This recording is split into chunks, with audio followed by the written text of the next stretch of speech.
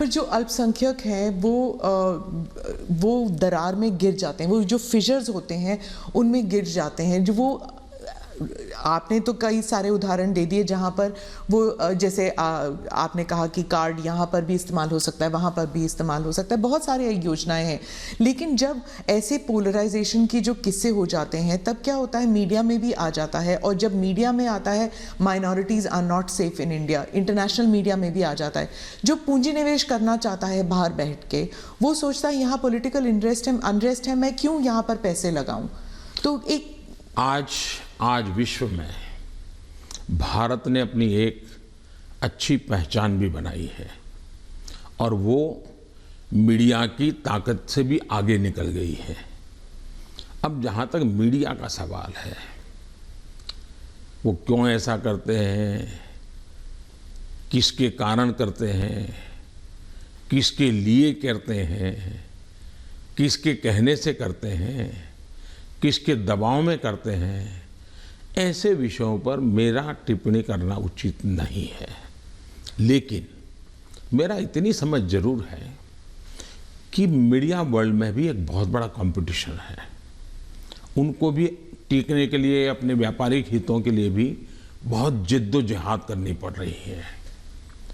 वो भी एक एलिमेंट है, मीडिया की कुछ मजबूरियां भी हैं उनकी। इस सब के बावजूद भी हमारी बात दुनिया में पहुंची है, इन्हीं लोगों के माध्यम से पहुंची है, क्योंकि अच्छे लोग भी हैं, नहीं ऐसा नहीं है। जहां तक विदेश का मीडिया का कुछ सवाल है, दुनिया में मैंने देखा है कि कोई ही देश होगा, रेयर एक्सेप्शन, मैं भारत की बात नहीं कर रहा हूं, मैं बाहर की बात कर रहा हूं, कि जहां का मीडिया अपने देश के हितों के खिलाफ कुछ करता हो। कभी नहीं करते। तो कभी कभी ये मीडिया हाउस भी उनके देश के हितों के लिए भी, देशों के बीच की जो स्पर्धा होती है, तो एक लाइन ड्रॉ करते हैं। तो उनकी एक अपनी दुनिया है, चलने दीजिए। लेकिन आप देखिए क्या कारण है कि आज सबसे ज़्यादा एफडीआई है भारत में। क्या कारण है सबसे ज़्यादा एफआईआई है। क्या कारण है इतना निवेश आ रहा है।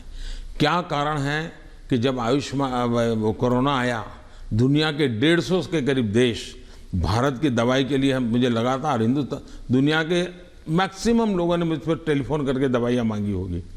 तो भारत की प्रतिष्ठा है तभी तो कर रहे हैं। और इसलिए ये जो हम 24 घंटे हेडलाइन के भरोसे राजनीति करते हैं, उनकी मजबूरियाँ होगी। मैं तो दुनिया के लोगों के सामने सत्य लेकर के जाता हूँ, सच्चाई पहुँचा के रहता हूँ, और दुनिया को भारत की तरफ आकर्षित कर रहा हूँ। और पीएलआई इसके अभी हम लाए, कितना बड़ा रिस्पांस मिल रहा है जी, कितना समर्थन मिल रहा है। समाजवाद के बारे में आपने कहा कि जो समाजवादी पार्टी है ये फेक सोशलिस्ट हैं, नकली सोशलिस्ट हैं। तो समाजवादी है कौन फिर उत्तर प्रदेश में? क्योंकि अर्थशास्त्री कहते हैं कि बीजेपी जो है वो पहले इकोनॉमिक पॉलिसीज में राइटिस्ट थी, फिर वो सेंट्रिस्ट हो गई, अब वही समाजवाद बन गए हैं। पहली बात है, भारतीय जनता पार्टी जनसंघ के जमाने से हमारी आर्थिक सिद्धांतों की चर्चा आप सुनोगे तो यही रही है कि हम देश की जनता पे भरोसा करते हैं, देश की जनता के सामर्थ्य पर भरोसा करते हैं। सरकार की नीतियां उनको अवसर देने वाली होनी चाहिए, और हम वो नीतियां बना रहे हैं कि उनको सबसे ज़्यादा अवसर मिले। वो दूसरी बात है, हमारा मत है, गवर्नमेंट है no business to do a business. अब ये कहाँ समाजवाद के साथ बैठता है? ये तो समाजवाद के खिलाफ है। सरकार का काम है गरीब के लिए भोजन की चिंता करो, सरकार का काम है गरीब के लिए घर बनाओ, सरकार का काम है गरीब के लिए शौचालय बनाओ, सरकार का काम है गरीब को पीने का शुद्ध पानी दो, सरकार का काम है गरीब अगर बीमार है तो उसको इलाज की व्यवस्था करो, सरकार का काम है गरीब गांव तक कुछ रास्ते बनाओ, लोगों को जाने आने की सुविधा करो। सरकार का काम है कि हमारा देश का एग्रीकल्चर ताकत जो है विश्व के बाजार में कैसे पहुंचे, इसके लिए कुछ व्यवस्था करो। छोटे किसान उसको दरकिनार किया गया, उसकी चिंता करो।